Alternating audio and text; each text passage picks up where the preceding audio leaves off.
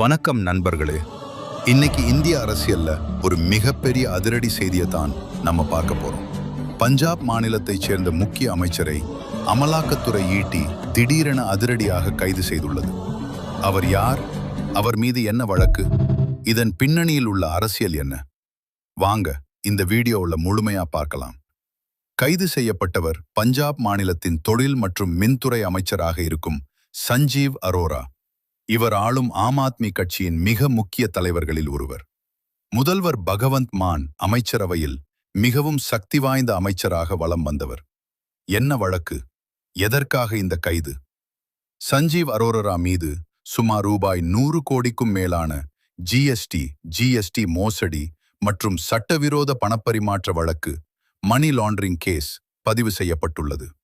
அதாவது டெல்லியில் செயல்படாத பல போலி நிறுவனங்களின் பெயரில் செல்போன்கள் வாங்கியதாக போலியான ரசீதுகளை உருவாக்கி அரசிடமிருந்து முறைகேடாக ஜிஎஸ்டி ரீஃபண்ட் மற்றும் உள்ளீட்டு வரி வரவை இன்புட் டாக்ஸ் கிரெடிட் பெற்றதாக அமலாக்கத்துறை குற்றம் சாட்டியுள்ளது.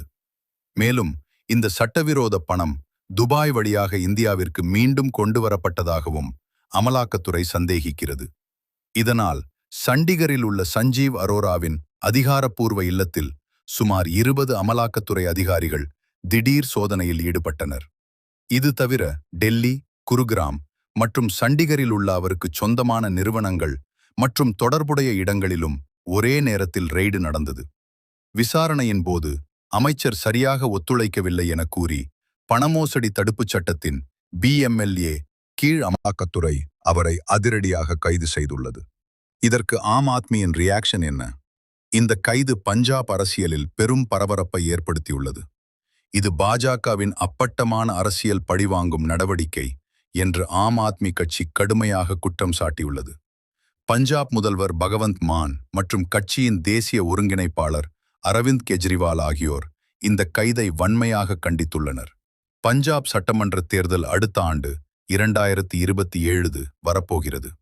ஆம் ஆத்மியை முடக்கவே பாஜக தங்களது ஏஜென்சியான அமலாக்கத்துறையை ஏவிவிட்டு இந்த ரெய்டுகளை நடத்துகிறது என்று கெஜ்ரிவால் விமர்சித்துள்ளார். ஒரு பக்கம் ஜிஎஸ்டி மோசடி என அமலாக்கத்துறை அடுத்தடுத்து நடவடிக்கைகளை எடுக்க, மறுபக்கம் இது அரசியல் பழிவாங்கல் என ஆம் ஆத்மி கொந்தளித்து வருகிறது. இந்த சம்பவம் தேசிய அரசியலில் பெரும் புயலை கிளப்பியுள்ளது.